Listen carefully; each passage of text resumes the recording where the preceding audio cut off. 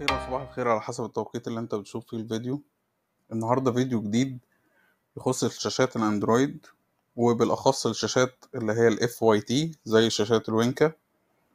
النهاردة في فيديو النهاردة إن شاء الله هنشوف ازاي نقدر نغير السمزات أو السيم الخاص بالشاشات الوينكا أو الشاشات اللي هي البوردة بتاعتها FYT عموما، وهنوضح كل الخطوات إن شاء الله. هي بعض الخطوات هنقوم بيها على جهاز الكمبيوتر، وبقية الخطوات هنقوم بيها على شاشة العربية. هستأذنك بس يا ريت ما تجريش الفيديو عشان تشوف كل التفاصيل، لأن في معلومات مهمة جدا محتاج تعرفها قبل ما تعمل الخطوات اللي في الفيديو، ولازم في معلومات تكون عارفها كويس جدا عشان ما يحصلش أي مشكلة، سواء في وانت بتعمل السيم يعني بتسطب السيم، أو في الخطوات اللي بتعملها على الكمبيوتر علشان تقدر تعمل السيم بشكل صحيح. لازم نمشي الخطوات بالتفصيل، ما نفوتش اي خطوة. ما تنساش لو الفيديو عجبك تعمل لايك للفيديو، وتعمل اشتراك للقناة لأول مرة تتفرج عليا، وتفعل زر الجرس عشان يجيلك تنبيهات بالفيديوهات الجديدة اللي هعملها ان شاء الله.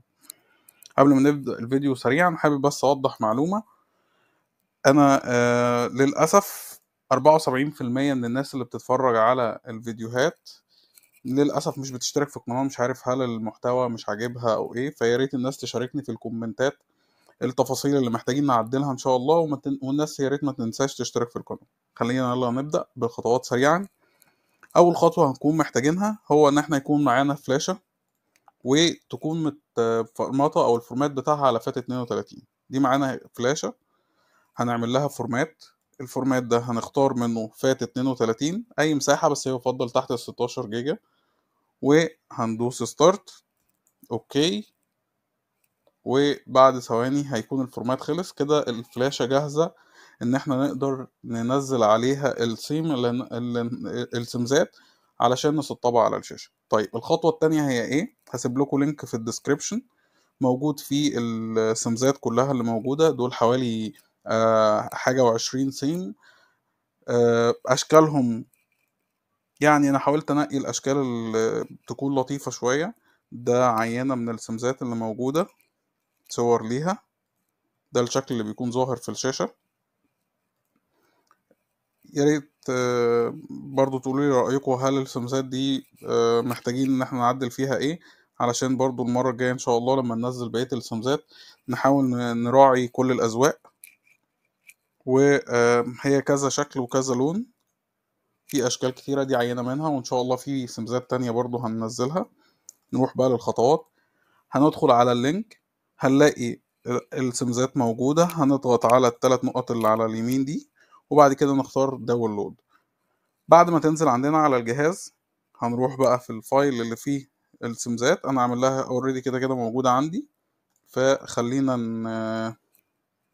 يعني دي كأننا عملنا داونلود ليها. طبعا السمزات دي هتشتغل مع الشاشات ال FYT، واللي ابعاد الشاشه بتاعتها 1280 في 720 او 1024 في 600. طيب ازاي نقدر نعرف ابعاد الشاشه بتاعتنا؟ هتكون من الضبط بتاع الشاشه. بعد ما ندخل على السيتنج حول الجهاز ونقدر نعرف الريزولوشن. وعموما هي السمزات هتشتغل على كل الشاشات ال FYT، لان دول الريزولوشنز والابعاد بتاعه الشاشات كلها. فان شاء الله هتشتغل مع كل الشاشات ما عدا بعض الشاشات اللي هي حجمها 1920 في 280. ودي اللي بتبقى ابعادها طويله شويه، ودي مش بتبقى متوفره عند ناس كتير. هو الحجم او الاحجام بتاعه الشاشات، السواد الاعظم من الشاشات يعني هي الابعاد دي. وان شاء الله هنزل برضو سمزات للابعاد اللي جايه، يعني في الفيديوهات الجايه الابعاد التانية. خلينا نروح بقى للخطوات. الملف بينزل مضغوط، بنضغط عليه كليك يمين، وبعد كده بنختار فك الضغط extract والفايل، اسم الفايل. بعد ما نضغط عليه هيفك الضغط بتاع الملف، وهيكون دي المحتوى اللي موجود على اللي جوه الملف. هناخد ده كوبي ونروح، او يعني نسخ، ونروح للفلاشة. هناخده كده وندوس كوبي نسخ، وبعد كده نروح للفلاشة ونعملها لصق او بيست يعني. كده احنا نزلنا الثيم على الفلاشة. كده الفلاشة جاهزة ان احنا نقوم بالخطوات على الشاشة. هننتقل بقى للخطوة التانية وهي تطبيق الخطوات على الشاشة. هنروح بقى خليكم معايا. للخطوات اللي في الشاشة. طبعا بعد ما عملنا كوبي للثيم عندنا على اليو اس بي هنركبه.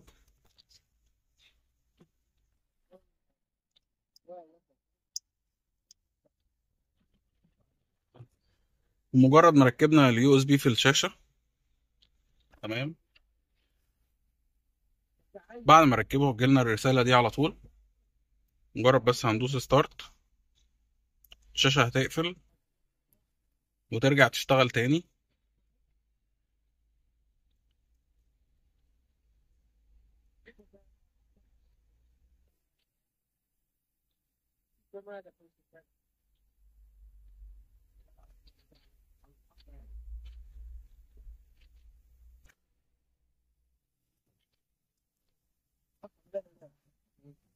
هيسطب السيم لوحده.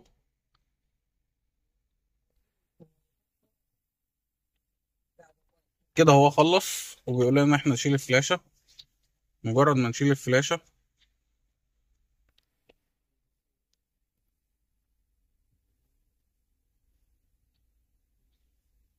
الشاشة هتعمل ريستارت تاني.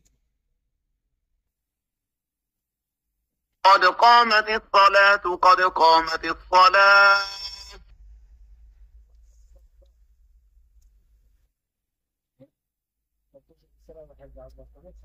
بعد ما تعمل ريستارت وتشتغل هنبقى فاضل لنا خطوة واحدة بس على الشاشة هنعملها والسيم هيشتغل معانا.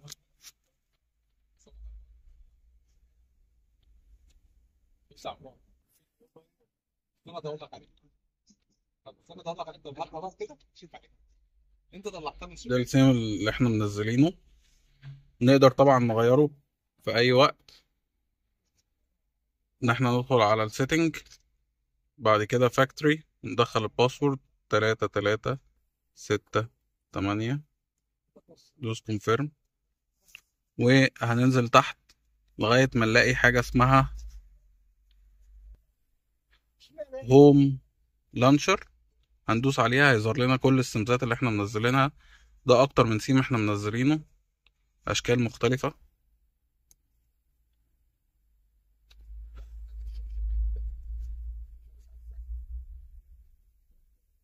في ده مثلا، في كذا واحد. ودي كده الخطوات. ما تنساش لو عجبك الفيديو تعمل لايك للفيديو، ولو اول مرة تتفرج عليا تعمل اشتراك في القناة، وما تنساش تفعل الجرس عشان يجيلك الفيديوهات الجديدة اللي هنعملها ان شاء الله. شكرا.